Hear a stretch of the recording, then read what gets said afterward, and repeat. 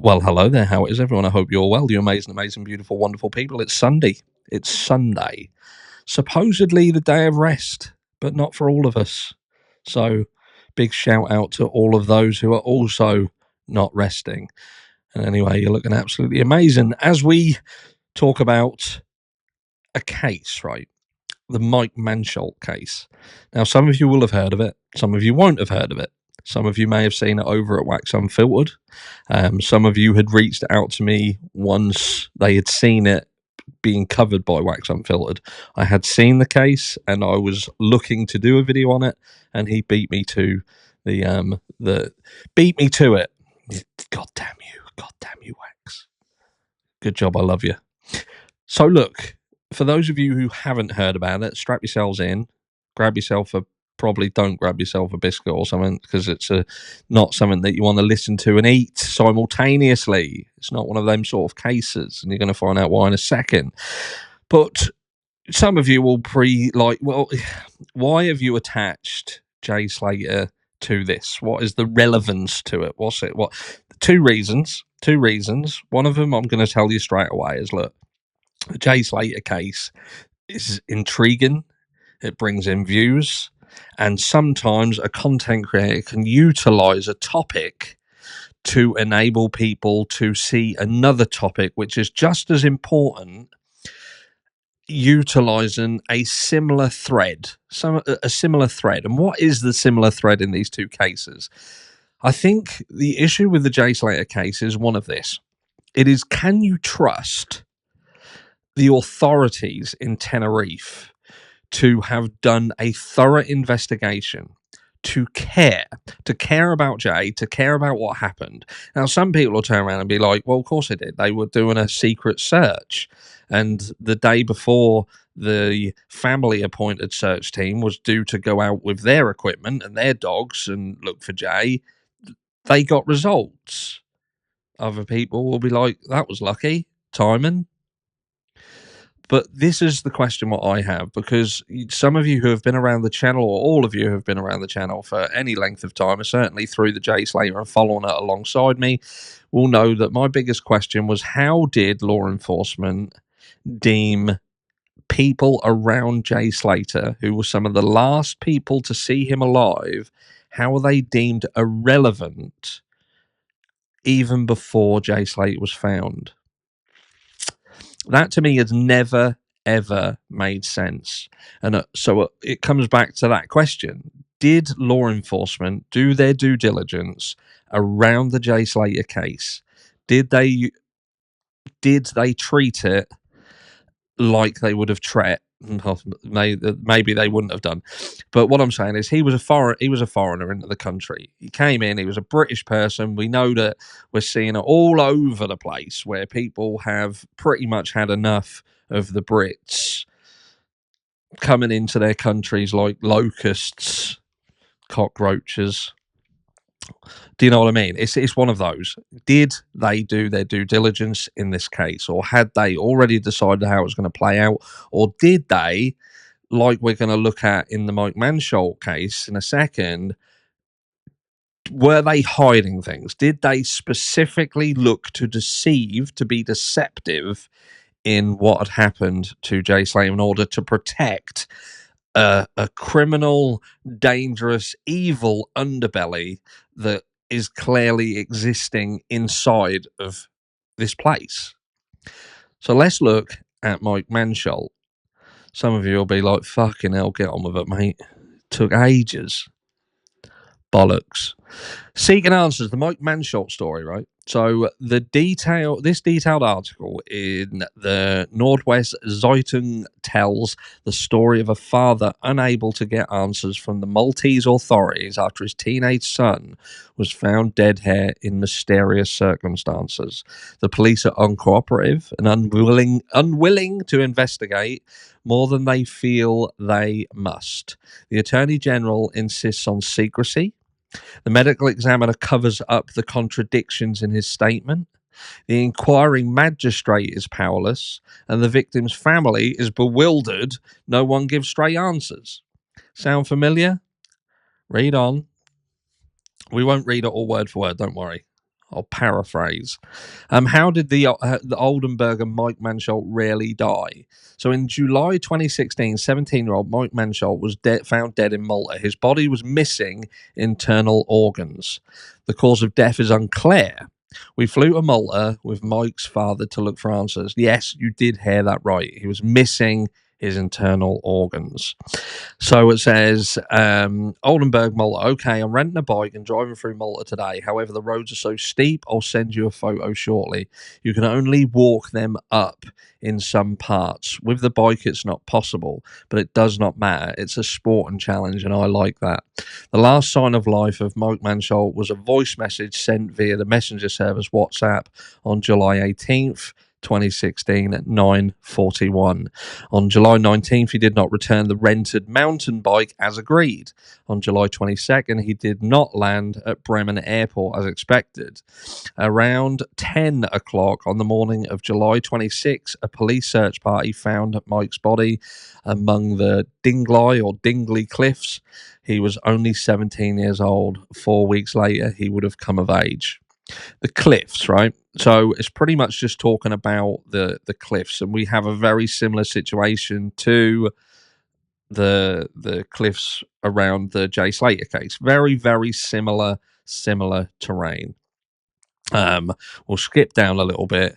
So it says Mike was laying in a rock depression, peaceful, so the police inspectors described him to his father. But what else can she tell her father? Mike's bike hung a few feet up in a bush. His sunglasses and sports shoes were a little farther down. He had probably taken them off. Between the rocks, there are iron bars everywhere. The poles are screwed to stones.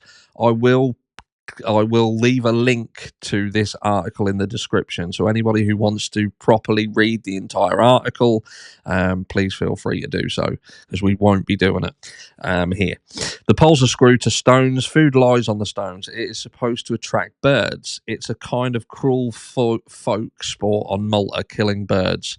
On the floor are cartridge cases. We actually hear a shot.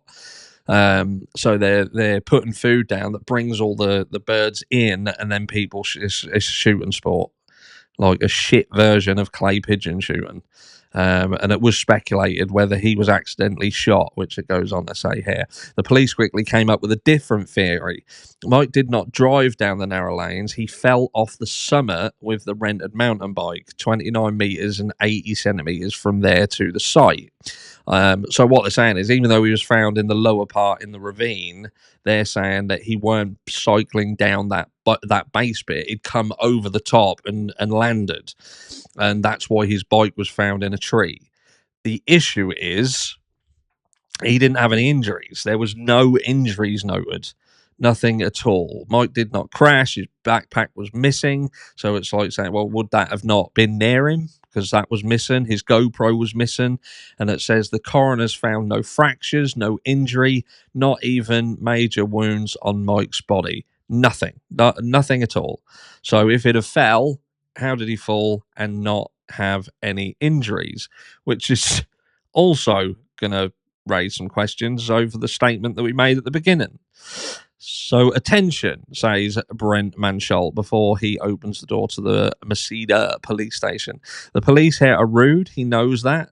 He's been in Malta for the third time since Mike was reported missing. A bare room with high ceilings, 3 policemen sit behind a counter. All 3 look up. Nobody says anything. I would like to speak to Inspector Butters, says Mansholt. Inspector Butters is at the court, replies the policewoman grumpily. When is she coming back? You have to call ahead. Can you give me the number? The policewoman rolls her eyes, then mumbles a sequence of numbers. Could you please write me the number? Policewoman rolls her eyes again. At this point, I'd have punched her square in the face. A colleague pushes a piece of paper without a word on the counter. The number is useless. The police will not talk to Bernd Mansholt about Mike. No authority in Malta wants to talk about Mike. There are so many questions. For example, this one. Where are Mike's organs? When the corpse was transferred to Germany and examined there a second time, the forensic physician stated Mike is missing almost all important organs, specifically heart, lungs, liver, pancreas, right kidney, adrenals, urinary bladder, prostate, stomach, small intestine. Also, Mike's brain was missing. The brain's a bit of an odd one, because I'm pretty sure that you can't do brain transplants yet. I've been watching Grey's Anatomy. I've not seen them do that until it's brought up that that's possible, and old Derek Shepherd can do it. I'm not convinced anyone can. The head of the forensic examination in Malta, Professor Mario Scary, said Mike had arrived at the morgue of the Mater Dei Hospital without the organs. Wildlife and rodents would have eaten the organs, unfortunately. The brain liquefied. Brain's not going to liquefy in a few days for a start. It will start to, or liquefaction will be present because the brain is largely water. About 80% of the brain is water, and it will happen. But for the brain to be completely gone, to vaporize in sort of decomposition, that can take 10 years, not fucking 5 days. So that's bollocks. The body had been laying for several days, and obviously, if the rodents would have eaten all of his organs out of him, then there'd have been a lot more injuries present, surely. And this goes on. So again, it just talks about his missing backpack. It talks about his missing camera, and the fact that nobody wants to discuss about it. Like, the father is still trying to get this reopened and look back into it. I'm not going to carry on reading it. The purpose of this is to bring people's attention to the things that happen in these foreign countries to young people. When they're alone, when they get separated from the people who they're out there with, when they're in terrain that they're unfamiliar with, when they are unfamiliar with the aforementioned evil undercurrents that run through these places. We know that they exist in our own countries. If you're from the US, you're familiar with it. I'm in the UK, I'm familiar with it. There is always things that people don't want to think about. There's always things that people don't want to talk about. The dark web, for instance, and trafficking and narcotics issues. And, it exists everywhere. And rather than, like I said yesterday, trying to normalize it and normalize the effects of it, we need to make people aware of it.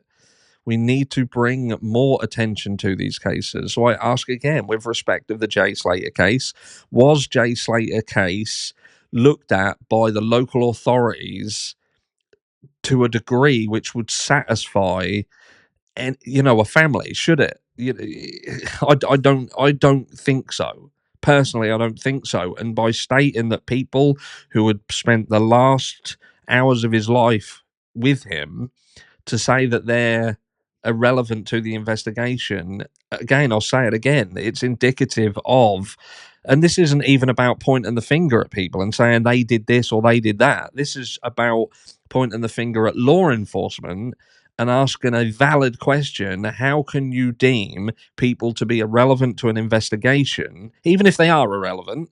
But how can you deem it that soon before you've even found him? And when you look at this case, why doesn't anybody want to talk to what happened to Mike? He clearly didn't fucking fall, and his organs were eaten by rodents and insects, and his brain certainly didn't liquefy in 5 fucking days, did it? So again, we have a country that things are happening, and rather than admit to them that they're happening, that they have these problems like organ trafficking, they stick their fucking head in the sand. It's happening everywhere. The questions are, how many of these cases do actually exist, and how many that we're seeing and we're speaking about are actually they're bigger problems. You could even go back and say this with the Summer Wells case, the Michael Vaughan case. People just vanishing off the face of the planet. Sebastian Rogers vanishing off the face of the planet. It's too many people things are happening to, and it's just being normalized. It's almost like social media holds a candle to them, and as soon as that fucking candle wears off and people aren't so interested anymore, they just die a death. It just literally die off and no one's interested anymore. We'll just move on to the next thing. Anyway, rant over. Love you all, and I'll see you all in the next one.